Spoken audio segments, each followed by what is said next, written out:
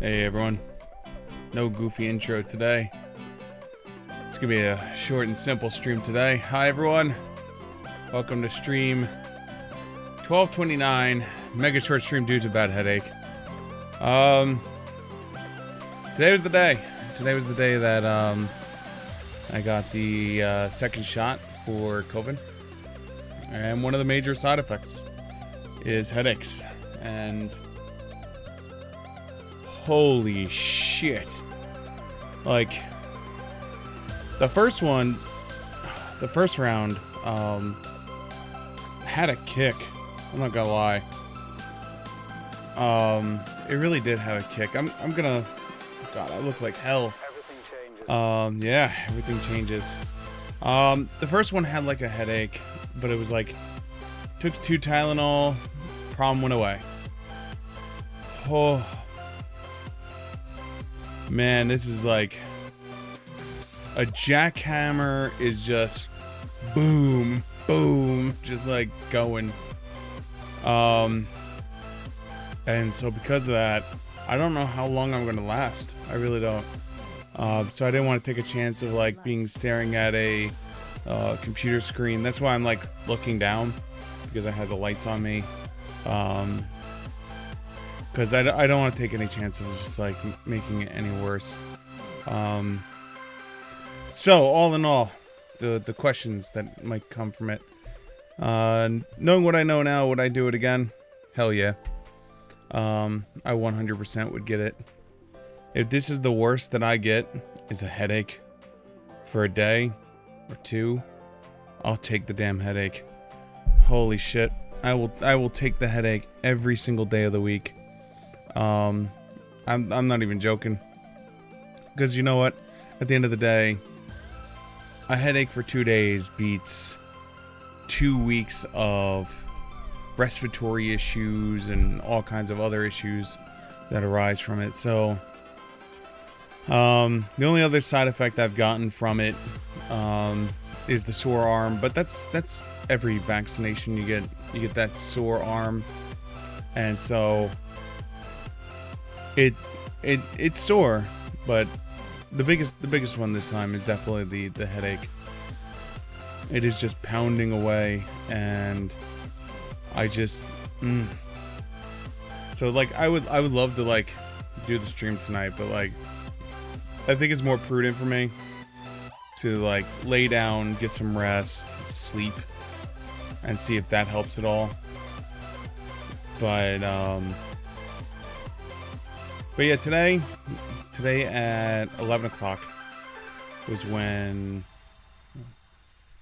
let me get a new song going. I'm sure there's an NCS song that just came out.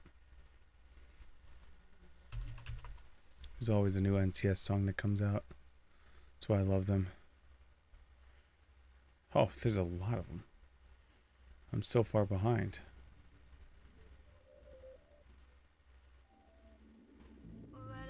There we go, that's good. Nice calm starting song. This is Trouble with Love by Socks. So yeah, like, I got done. Like, the first one happened at 11. And so when I had it done at 11, oh yeah, wait, hold on. It's social media, you gotta post it. Yay! Or else it doesn't work. That's the joke we all have going on at work in the medical community. Of everyone, like, taking their social media, like, hey, I got the shot! Is, if you don't post it to social media, obviously it doesn't work. So, at 11 o'clock I went, got it done. And they did the same thing they did for the first one, which is that I had to, you sit there for 15 minutes to an hour, depending on your risk group. And they just want to monitor you, just to make sure that everything's on the up and up.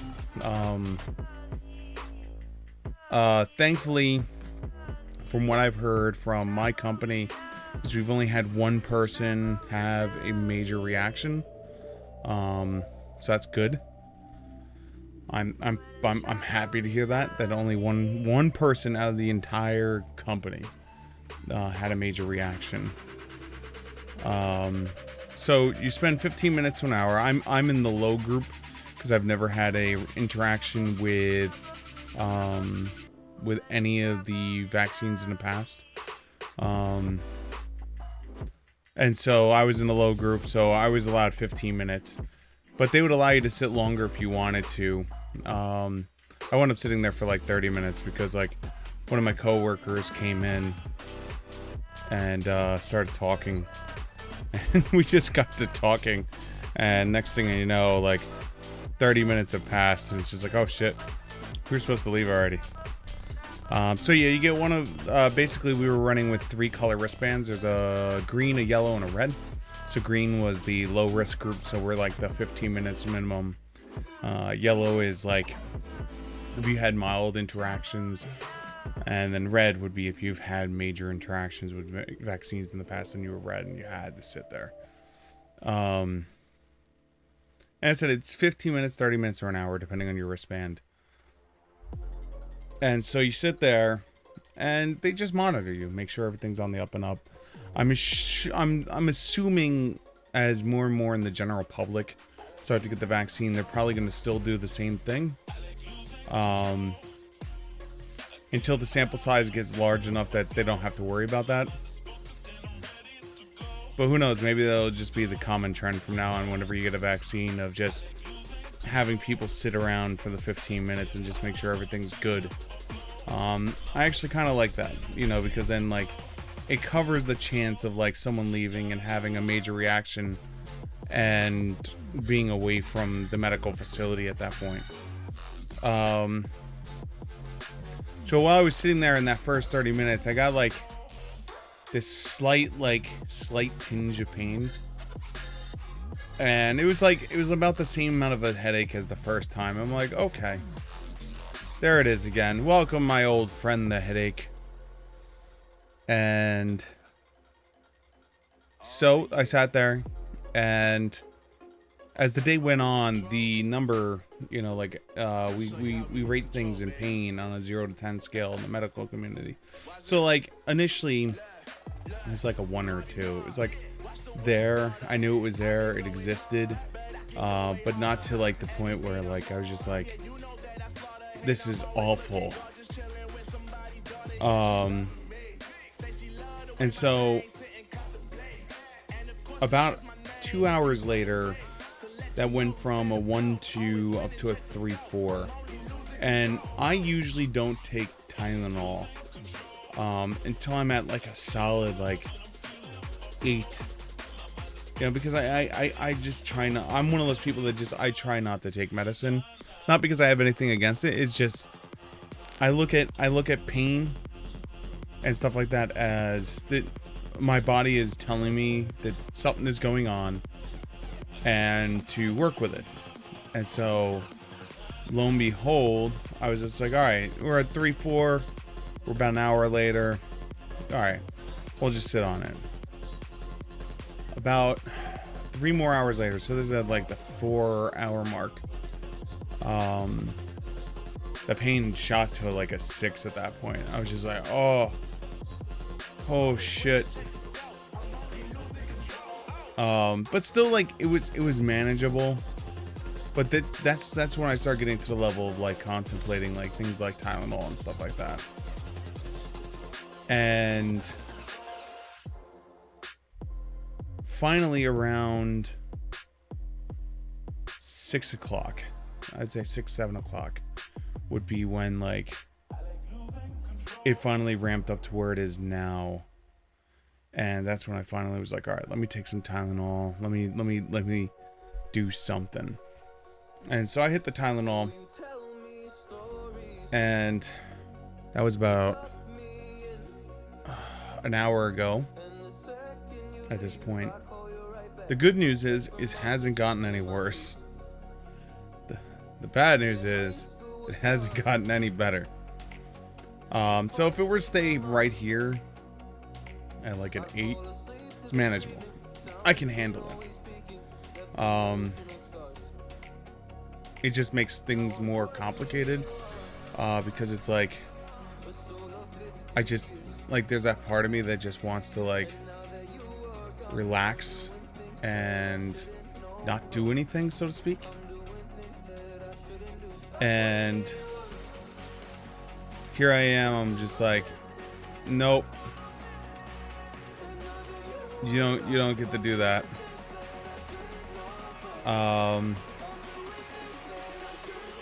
And so, long story short, is the big question is, again, if this is the worst it's going to be, if this is the worst that I'm going to feel, there is no way in hell I wouldn't do it.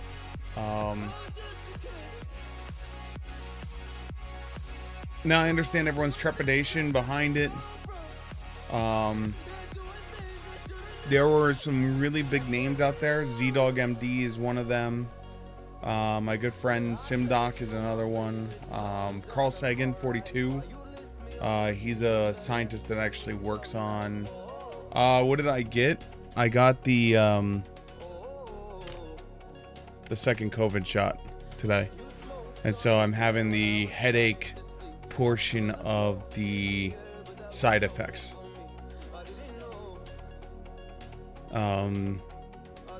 But I generally always get headaches from vaccines. I always do. Yep, it's 2 rounds, 21 days apart.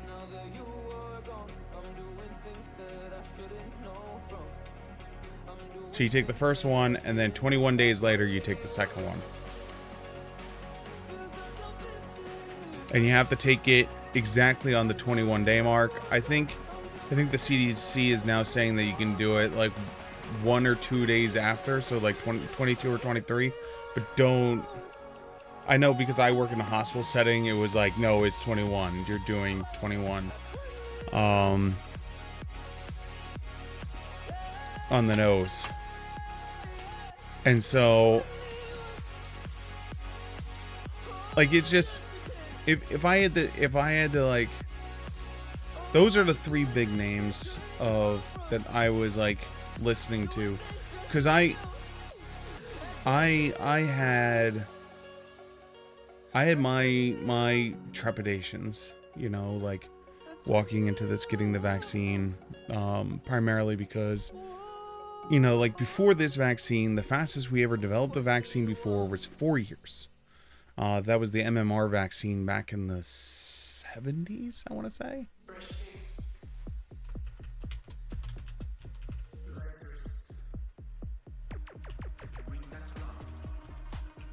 I think it was the 70s. It was the 60s or 70s. 1963. And the fastest we developed that was 4 years. 4 years from creation to inception to creation was 4 years. So it started in 63, and they finally had it going in 67. And then they finally had a combination one, the full MMR, because it used to be mumps, rubella were separate. And then in 71 was when they finally like combined it into just one vaccine. And so like there was always that like nag in the back of my head, like, oh my god, they and I forget who it was. Oh, it was Z-Dog MD. He was the one that pointed it out, along with Carl Sagan 42, about the nature of this situation, because as prevalent as measles, mumps, and rubella were, they were not as prevalent as COVID is. And so because of that, you have the ability of, you don't need as large of a group. So usually what you do is you have this huge group that you do your testing on. So you do like, let's say like 1 million people. You'd be like, I need 1 million people to test. Because there's such a small sample size of infected. And so like you have to do like such a large group to be able to see variable changes between the two groups. Well, because so many people have COVID and how easy the transmission rate for COVID is, you don't need as large of a group. So that tackled one of them. So instead of needing millions and millions and millions and millions of people for testing, you really only need like 50, 60, 70,000. For the headache? Hey! Chad Matt Bot, thank you so much for the subscription. It is truly appreciated. Chad Matt Bolt TV. Chad Matt Bolt TV, sorry. Eyes are like... I am trying not to stare at screens right now, so I hope you can forgive me. Right now it's at a solid 8 right now, with Tylenol on board that I took about an hour ago. So it's not like, it's not crippling. I'm not like sitting there like in my bed, like dying, but like, is it something that like I know is there and is like going? Yeah.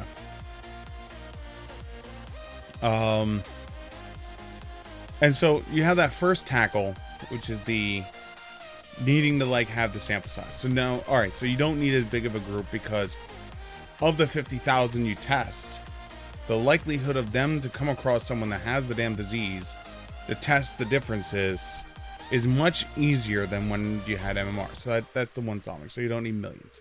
Don't need millions. Is there any difference? Well, there's a difference from person to person, depending on what my 8 is, might be someone's 20. You understand? Like I have a really high pain threshold, so like I have a tendency to like blunt my numbers down. Yeah, it's only 1 to 10, but the joke is like my 8 could be someone's 20, you know, like just for like reference sake. Like it's still 10 for them, but like if they had this pain, they'd be like, oh my god, it's off the charts, you know. But there are other people that probably have a much higher pain tolerance than I, that would go, oh, this is like a 6 or a 5. I know I have a higher pain tolerance. I learned that from quite a few times, especially when I had my stomach problem that happened with my 3 ulcers. I learned to deal with pain real well. This is why, like I said earlier, like I have a tendency of not taking pain medication and stuff like that, because like I just deal with it, you know. That's just who I am. I would never thrust that on anyone else. And if you feel you need the pain medication, just don't abuse it. That's all I say. But for me, I always attempt not to.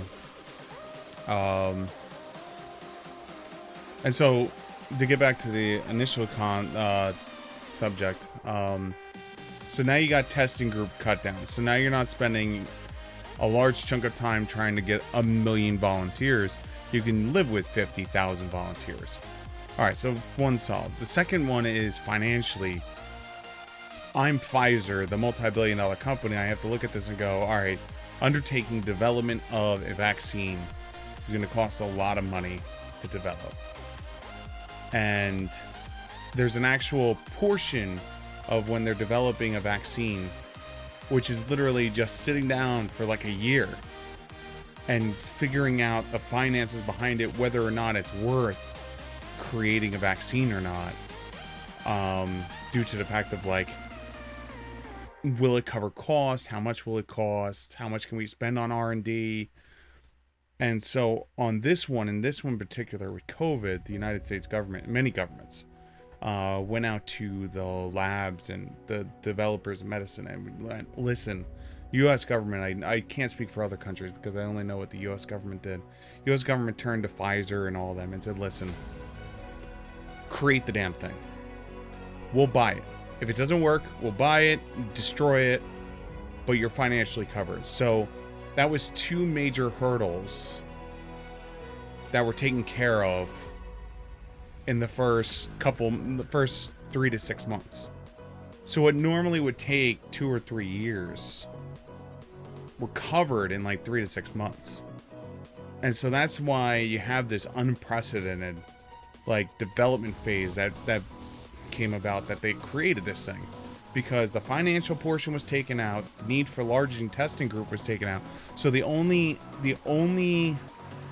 hurdle they have left is FDA approval. FDA approval again takes like a year or so for a new med. You know, like if I create Flangozon,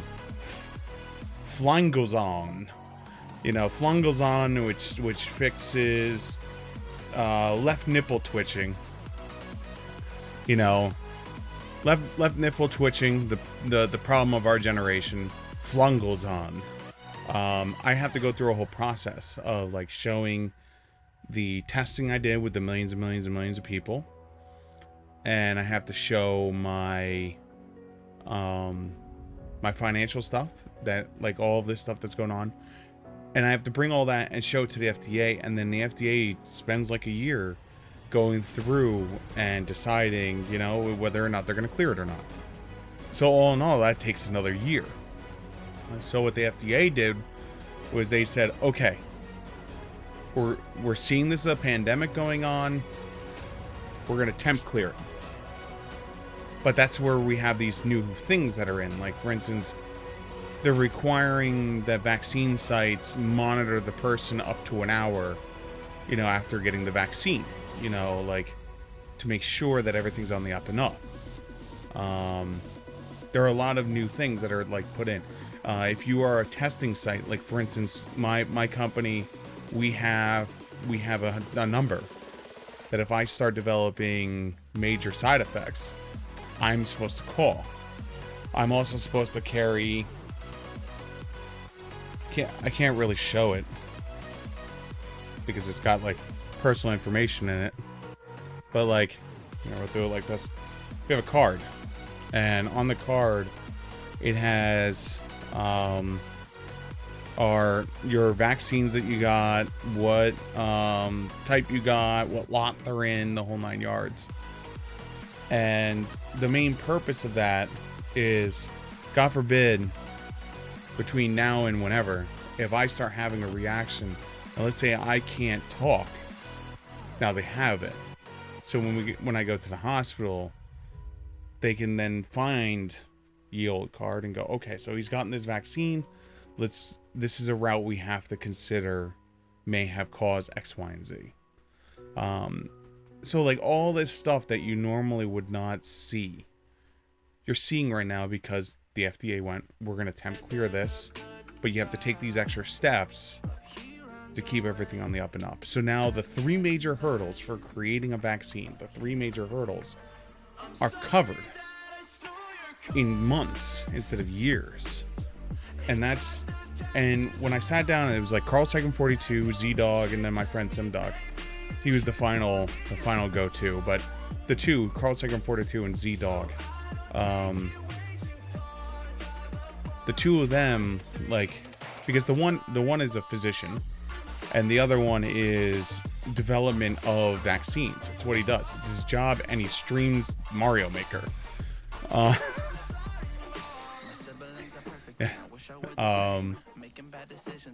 The two of them, like, explain this, like, the hurdles, because, like, Carl Sagan explained, like, the hurdles from, like, his side of the development phase of, like, why it takes so long to pump this out, and then Z-Dog explained from the medical side of things why things happen. And so once I was able to, like, pull the curtain back and be able to see, I went, okay, this makes sense. So that, like, nagging doubt in the back of my head of, wait, why is it that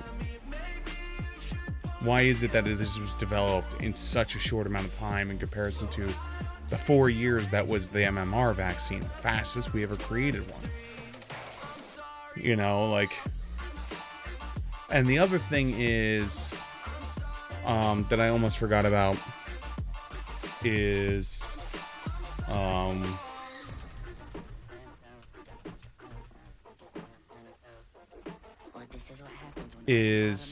back in the 60s when we were creating MMR, we were still starting to understand certain things.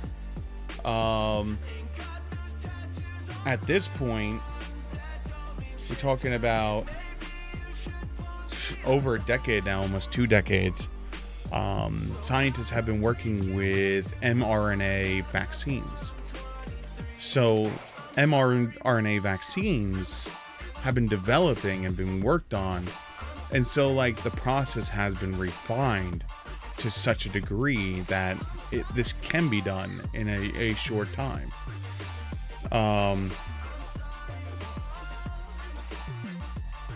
And so that's where things sit. So for me, I said right now I just got the bad headache, the aching arm. That's why I think tonight's gonna be a short stream.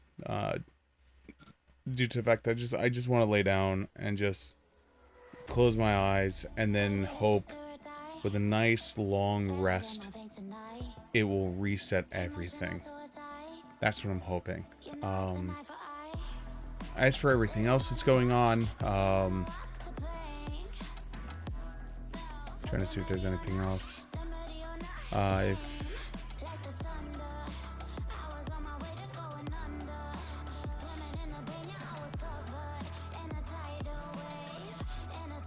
think that's everything for now. So yeah, that's where things sit. So for now, I am gonna head to the bed. I want to thank you guys for understanding. Hopefully we'll be feeling a million times better and we'll be able to hit this tomorrow. Also, hopefully I'll be able to figure out why Cyberpunk is being a pain. I've been having a crash to desktop that's happening. Basically, the game loads, and then as I load the save file, it crashes the desktop. And so I decided to see if, like, maybe the save was, like, corrupted. So I tried a new game, and same thing. Once it goes through the loading and it loads into the game, it crashes the desktop. So I don't know if it has anything to do with that's happening with the webcam or anything else that's going on. Other than that, guys, thank you guys so much for hanging out this evening. I'm not gonna do the usual long roll the credits or anything like that, because as I said, I just need to get off and, like, get some rest. So let me just say the thank yous really quickly. First and foremost, a big shout out to Chad Matt Bolt TV. Thank you so much for the tier 1 subscription. If you're here tomorrow, try to be here tomorrow, Chad, if you are still here, because we're gonna do a whole knighting ceremony for you tomorrow. If you're not here tomorrow, then whenever the next time you're here, we're gonna do your knighting ceremony. I want to make sure I'm in, like, tip-top condition for the knighting ceremony. We also have, where's that?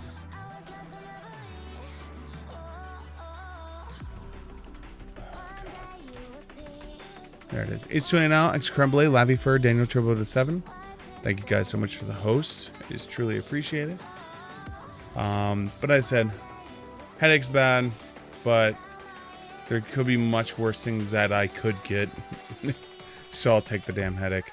I hope to see you guys here tomorrow night. Hopefully feeling 1000% better. Hopefully with some Cyberpunk fix. If not, we'll probably do some more WoW and hang out.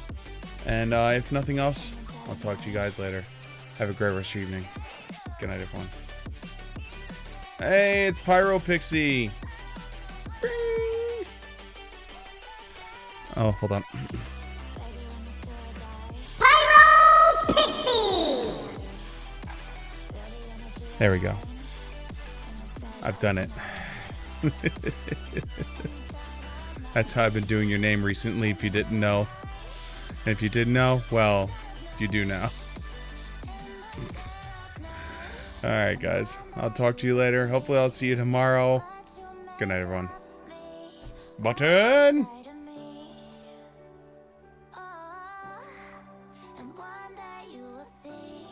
Button. Now I can't find the button. There it is. See, we'll just kill the camera, so then, like, it feel like it's shutting off the stream without shutting off the stream. Have a great rest of your evening, everyone. Good night.